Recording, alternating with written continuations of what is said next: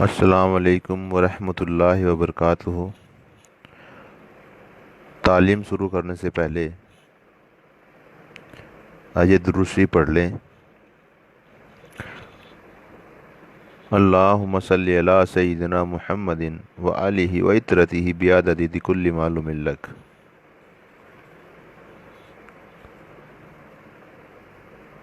محترم بزرگ و دوستوں، اللہ تعالیٰ کا بڑا احسان اور کرم ہے کہ اس نے مجھے ایک بار پھر آپ سب کے سامنے آنے کا موقع دیا، کیونکہ زندگی اور موت اللہ کے ہاتھ میں ہے۔ یہ زندگی اللہ کی دی ہوئی ہے اور اس کو لینے کا ادھیکار بھی اسی کو ہے۔ وہ اپنی امانت جب مرضی لے لے، لیکن دعا اللہ سے اتنی ہے کہ عزت والی موت ادا کریے، ذلت یا رسوائی والی موت نہ دیے، کلمہ شہادت والی موت یا اللہ پاک عطا کیجیے۔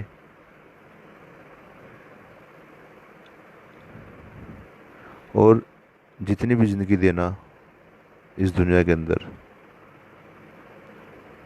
تو بھلی زندگی دینا، عزت کی زندگی دینا، پیار کی زندگی دینا، یہی اللہ سے دعا ہے۔ آج کی تعلیم میں جس قصے کا میں بیان کرنے جا رہا ہوں وہ ہے حضرت عمر رضی اللہ تعالی عنہ۔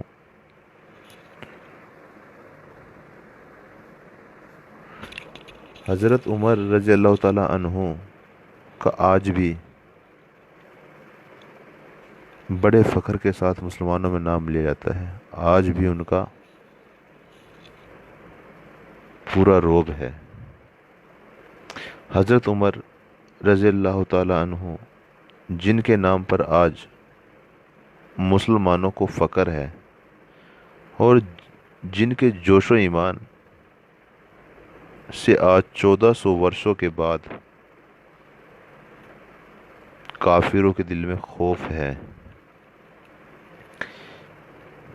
اسلام لانے سے قبل مسلمانوں کے مقابلے اور تکلیف پہنچانے میں بھی مشہور تھے۔ جب تک حضرت عمر رضی اللہ تعالیٰ عنہ ایمان نہیں لائے تھے، مسلمان نہیں ہوئے تھے، تب تک مسلمانوں سے مقابلے ہوتے رہتے تھے، مسلمانوں کو تکلیف پہنچاتے رہتے تھے۔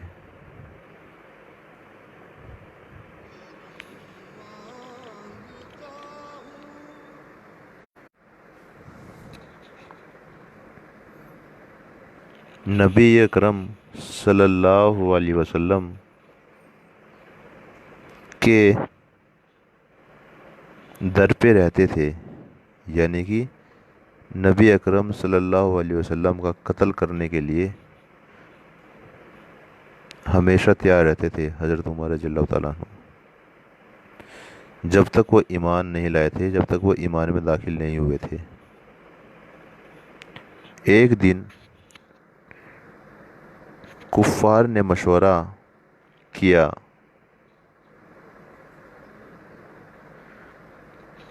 ایک کمیٹی قائم کی اور اس میں یہ بات رکھی کہ ہے کوئی شخص جو محمد کا قتل کر سکتا ہو یا محمد کا قتل کرنے کی طاقت رکھتا ہو، یا محمد رسول اللہ صلی اللہ علیہ وسلم کا قتل کر دے، نعوذ باللہ۔ تب عمر نے کہا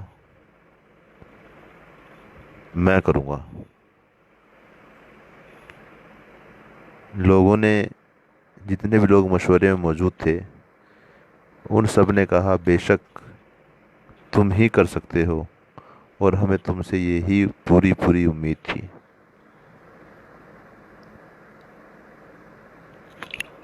حضرت عمر رضی اللہ تعالیٰ عنہ تلوار لٹکائے ہوئے اٹھے اور چل دیے۔ اسی فکر میں جا رہے تھے کہ ایک صحابہ جو کہ کبیرہ زہرہ کے، جن کا نام حضرت سعد بن ابی وقاص رضی اللہ تعالیٰ عنہ ہے،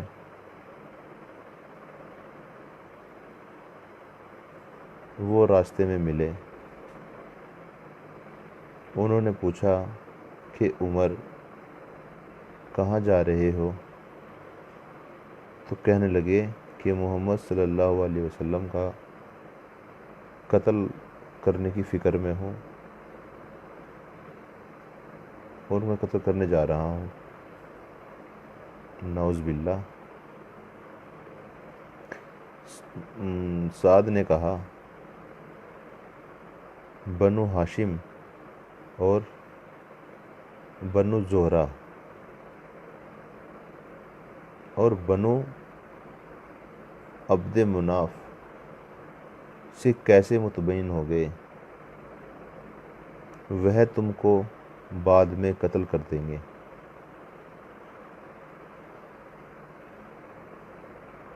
اس جواب پر بگڑ گئے حضرت عمر اور کہنے لگے کہ معلوم ہوتا ہے تو بھی ان کی ذات میں سے ہے، تو بھی ایمان لے آیا ہے، تو بھی مسلمان ہو گیا ہے،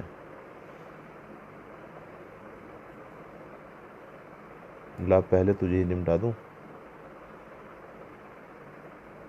یہ کہہ کر حضرت عمر نے تلوار نکال لی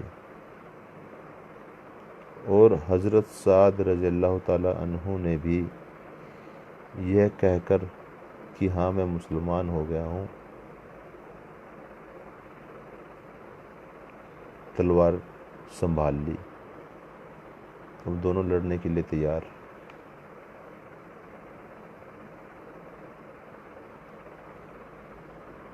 حضرت سعد رضی اللہ تعالیٰ عنہ نے کہا کہ عمر پہلے اپنے گھر جا کے دیکھ لے،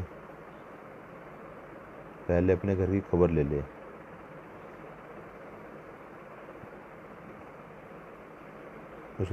حضرت عمر نے کہا کیوں؟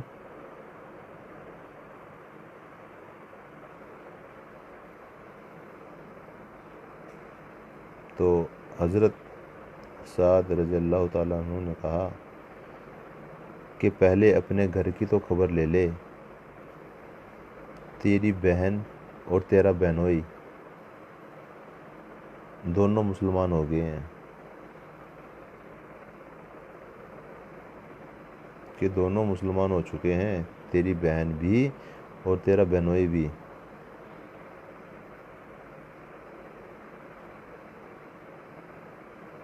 یہ سننا تھا کہ غصے سے بھر گئے اور سیدھے بہن کے گھر چلے گئے۔ وہاں حضرت خباب رضی اللہ تعالیٰ عنہ، جن کا ذکر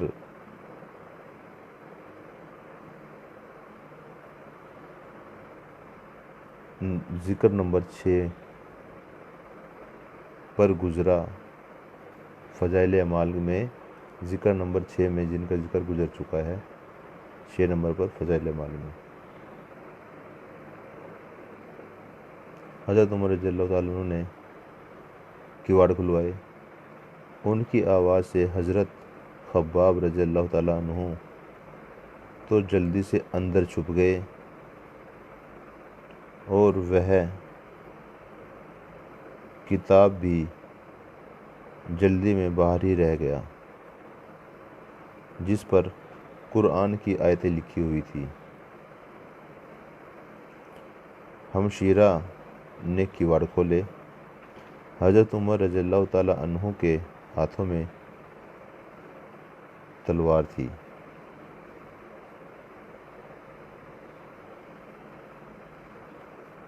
جس کو بہن کے سر پر مارا، جس سے سر سے خون بہنے لگا، اور کہا اپنی جان کی دشمن، تو بھی بد دین ہو گئی ہے۔ اس کے بعد گھر میں آئے اور پوچھا کہ کیا کر رہے تھے اور یہ آواز کس کی تھی؟ بہنوئی نے کہا کہ بات چیت کر رہے تھے۔ کہنے لگے کیا تم نے اپنے دین کو چھوڑ کر دوسرا کوئی دین اختیار کر لیا ہے؟ تو بہنوئی نے کہا کہ اگر دوسرا دین حق کا ہو تب یہ سننا تھا۔ ان کی داڑھی پکڑ کر کھینچی اور بے تحاشا ٹوٹ پڑے، ان کو زمین پر گرا کر خوب مارا۔ بہن کے چھڑانے کی کوشش کی تو اس کے منہ پر بھی اس زور سے تماچا مارا کہ اس کے منہ سے خون نکل آیا۔ وہ بھی آخر عمر کی ہی بہن تھی۔ کہنے لگی کہ عمر، ہم کو اس وجہ سے مار رہے ہو کہ ہم مسلمان ہو گئے؟ بے شک ہم مسلمان ہو گئے، جو تجھ سے ہو سکے تو کر لے۔ اس کے بعد حضرت عمر کی نگاہ میں صحیفے پر پڑی جو جلدی سے باہر رہ گیا تھا۔ صحیفہ اردو کا الفاظ ہے اور ہندی میں اس کو کتاب کہتے ہیں۔ کتاب باہر رہ گئی تھی جس پر قرآن کی کچھ آیتیں لکھی ہوئی تھی۔ غصے کا جوش بھی اس مار پیٹ سے کم ہو گیا تھا اور بہن کے اس طرح سے خون میں بھر جانے سے شرم سی بھی آ رہی تھی۔ کہنے لگے اچھا مجھے دکھلاؤ یہ کیا ہے؟ بہن نے کہا کہ تو ناپاک ہے، اس کو ناپاک ہاتھ نہیں لگا سکتے، اور تو ناپاک ہے تو اس کتاب کو ہاتھ نہیں لگا سکتا عمر، کیونکہ تو ناپاک ہے۔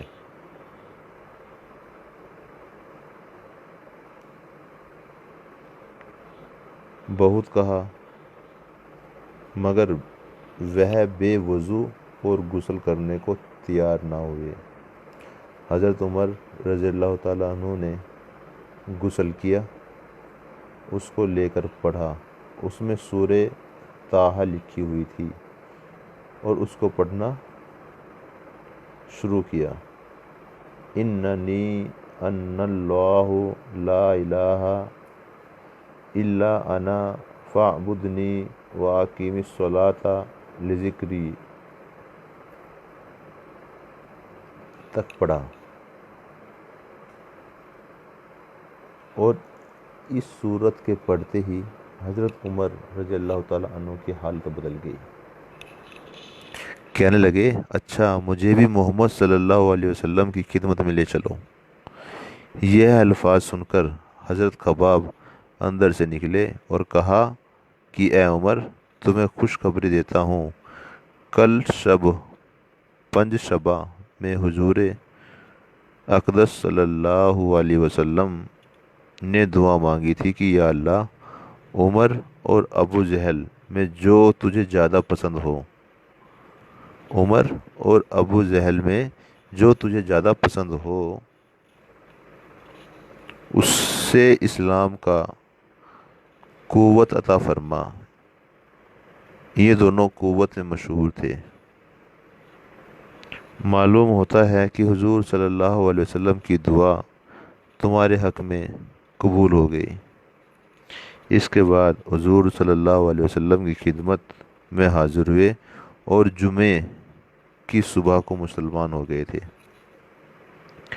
ان کا مسلمان ہونا تھا کہ کفاروں کے حوصلے پست ہو گئے، مگر پھر بھی یہ نہایت مختصر جماعت تھی اور وہ سارا مکہ بلکہ سارا عرب اس لیے اور بھی جوش پیدا ہوا اور جلسے کر کے مشورے کر کے ان حضرات کو ختم کرنا کی کوشش ہوتی رہی، طرح طرح کی تدبیریں کی جاتی تھی، پھر بھی اتنا ضرور ہوا کہ مسلمان مکہ کی مسجد میں نماز پڑھنے لگے۔ حضرت عبداللہ بن مسعود رضی اللہ تعالیٰ عنہ فرماتے ہیں کہ عمر کا اسلام لانا مسلمانوں کی فتح تھی۔ ان کی ہجرت مسلمانوں کی مدد میں بڑی کام آئی، اور ان کی خلافت یعنی کہ اسد الغابہ ان کی خلافت رحمت تھی۔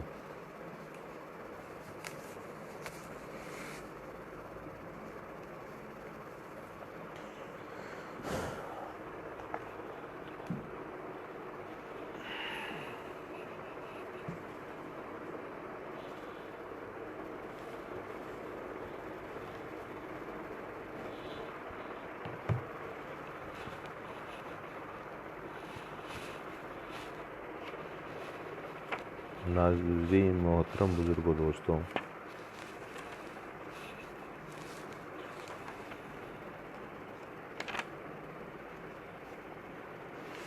آج ایک قصہ اور میں آپ کو سناتا ہوں۔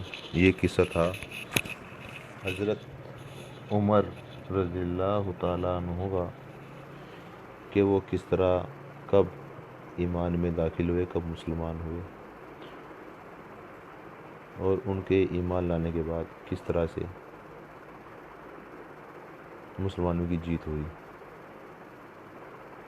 اب جو قصہ میں بیان کرنے جا رہا ہوں وہ حضرت عیسیٰ علیہ السلام سے معجزہ ہے کہ اللہ تعالیٰ نے حضرت عیسیٰ علیہ السلام کو نبوت کی تصدیق کے لیے بہت سے معجزے عطا فرمائے تھے۔ مثلاً بغیر باپ کے پیدا ہونا، پیدائش کے بعد ماں کی گود میں ان کی صفائی بیان کرنا، مردوں کو زندہ کرنا، اندھے اور کوڑی کو اچھا کر دینا، مٹی سے پرندہ بنا کر پھونک مار کر اڑا دینا، لوگوں کے گھر میں رکھی ہوئی چیزوں کا بتا دینا، ان کی دعا سے آسمان سے دسترخوان کا اترنا، زندہ آسمان پر اٹھا لیے جانا، قیامت کے قریب دنیا میں دوبارہ تشریف لانا، یہ وہ معجزات ہیں جس کی شہادت قرآن پاک دے رہا ہے۔ حضرت عیسیٰ علیہ السلام نے لوگوں کو توحید و ایمان کی دعوت دینی شروع فرمائی تو آپ کی محبت اور عقیدت اور قبولیت میں دن بدن اضافہ ہوتا جا رہا تھا، مگر یہودی قوم اس دعوت و شہرت کو اپنے لیے بڑا خطرہ سمجھنے لگی۔ اس لیے انہوں نے بادشاہوں کو، جو وقت کے بادشاہ تھا، بادشاہ وقت کو اپنا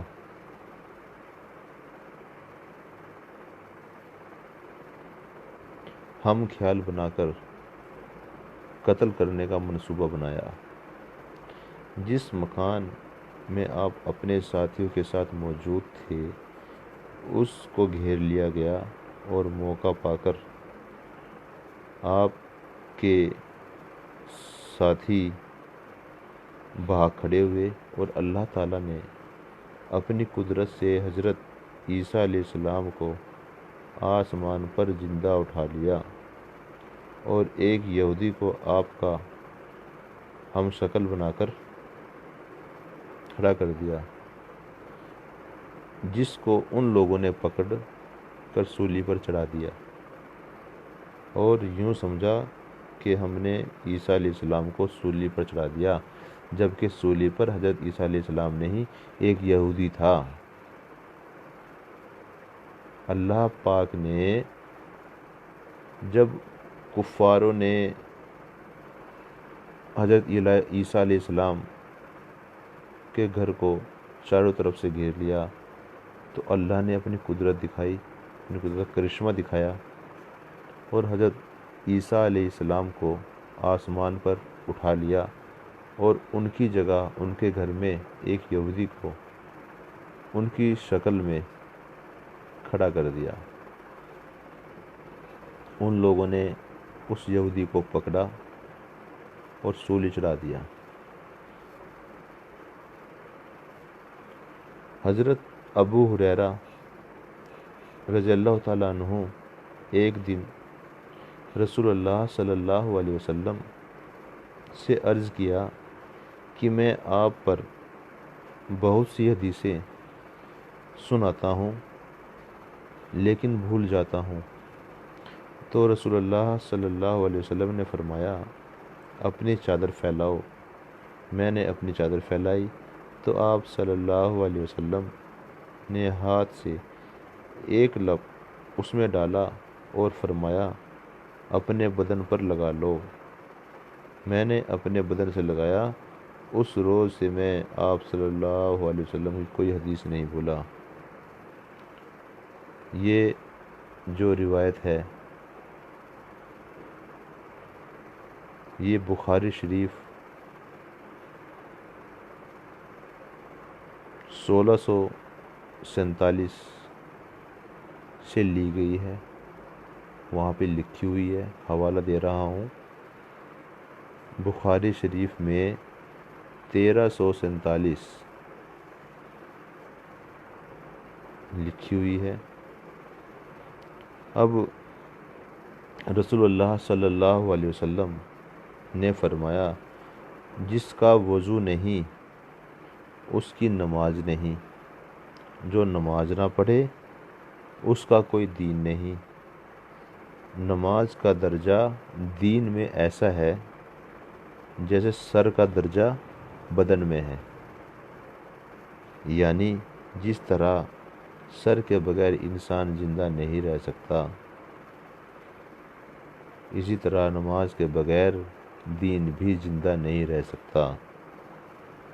یہ حوالہ ہے ترغیب اور ترہیب 547 ان ابن عمر رضی اللہ تعالیٰ عنہ نے بیان کیا۔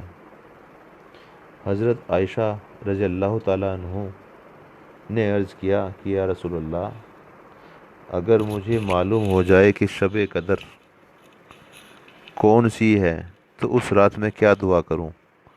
تو رسول اللہ صلی اللہ علیہ وسلم نے فرمایا اللہم انکا عفو تحب العفو فاعف عنی۔ ترجمہ ہے کہ اے اللہ تو معاف کرنے والا ہے اور معاف کرنے کو پسند کرتا ہے، لہٰذا مجھے معاف فرما دے۔ محترم بزرگوں دوستو، نماز اشراق کا پڑھنا بھی ایک بڑی اہم عمل کی فضیلت ہے۔ رسول اللہ صلی اللہ علیہ وسلم نے فرمایا کہ جو شخص فجر کی نماز با جماعت پڑھے پھر اپنی جگہ پر بیٹھ کر اللہ تعالیٰ کا ذکر کرتا رہے یہاں تک کہ سورج طلوع ہو جائے، پھر 2 رکعت اشراق کی نماز پڑھے تو اس کے لیے ایک مکمل حج و عمرے کا ثواب ہوگا۔ ترمذی 576 ان انس بن مالک رضی اللہ تعالیٰ عنہ کے حوالے سے یہ روایت وارد ہوئی ہے۔ کفر اور شرک کا نتیجہ جہنم ہے۔ قرآن میں اللہ تعالیٰ فرماتے ہیں کہ جو بھی اللہ کے ساتھ شریک ٹھہرائے گا اس پر اللہ تعالیٰ نے جنت حرام کر دی ہے، اس کا ٹھکانہ جہنم ہے اور ایسے ظالموں کا کوئی مددگار نہیں ہے۔ دنیا کی تمام چیزیں ختم ہونے والی ہیں، قرآن میں اللہ تعالیٰ فرماتے ہیں کہ جو کچھ تمہارے پاس دنیا میں ہے وہ ایک دن ختم ہو جائے گا، اور جو اللہ تعالیٰ کے پاس ہے وہ ہمیشہ باقی رہنے والی چیز ہے۔ قیامت کے دن لوگوں کی حالت کیا ہوگی محترم بزرگوں دوستوں، کبھی غور کیا آپ نے اس بات پہ؟ رسول اللہ صلی اللہ علیہ وسلم نے فرمایا قیامت کے دن لوگ عمل کے بقدر پسینے میں ہوں گے، پسینے میں، کوئی تو پسینے میں ٹخنوں تک ڈوبا ہوا ہوگا، کسی گھٹنوں کا پسینہ ہوگا، اور کسی کا یہ حال ہوگا کہ پاؤں سے لے کر منہ تک پسینے میں ہوگا، اس کا پسینہ لگام کی طرح منہ میں گھسا ہوا ہوگا۔ مسلم شریف 1206 عن المقداد بن اسود رضی اللہ تعالیٰ عنہ کی روایت ہے۔ خربوزے کے فائدے۔ رسول اللہ صلی اللہ علیہ وسلم نے فرمایا کہ کھانے سے پہلے خربوزے کا استعمال پیٹ کو بالکل صاف کر دیتا ہے اور بیماری کو جڑ سے ختم کر دیتا ہے۔ رسول اللہ صلی اللہ علیہ وسلم نے فرمایا کہ اے عائشہ، نرمی اختیار کرو، کیونکہ اللہ تعالیٰ خود مہربان ہے، اور نرمی اور مہربانی کرنا اللہ کو بہت پسند ہے، اور نرمی پر وہ اتنا دیتا ہے کہ جتنا کہ سختی اور اس کے علاوہ پر نہیں دیتا۔ مسلم شریف 6601 6603 عن عائشہ رضی اللہ تعالیٰ عنہ۔ اللہ رب العزت کہنے سننے سے زیادہ مجھے اور آپ سبھی کو عمل کی توفیق عطا کرے، اور آپ سب سے میری ایک التجا ہے کہ اگر آپ کو بیان پسند آئے ہوں تو ویڈیو کو لائک کریں اور آگے شیئر کریں، جتنا زیادہ آگے بھیجیں ایک ثواب کی نیت سے بھیجیں۔ ہو سکتا ہے میرے کہنے سننے سے کسی کو کوئی اللہ پاک ہدایت دے دے، کسی کے عقل میں کوئی بات آ جائے۔ تو اس کے ساتھ میں اجازت چاہوں گا۔ سبحان اللہ و بحمدہ، سبحانک اللہم و بحمدک، ونشہد ان لا الہ الا انت، نستغفرک و نتوب الیک۔ سبحان ربک رب العزت عما یصفون، السلام علی المرسلین، والحمد للہ رب العالمین۔ السلام علیکم ورحمۃ اللہ وبرکاتہ۔ ناظرین، دعا کی درخواست ہے، دعا کرتے رہنا۔ السلام علیکم ورحمۃ اللہ وبرکاتہ۔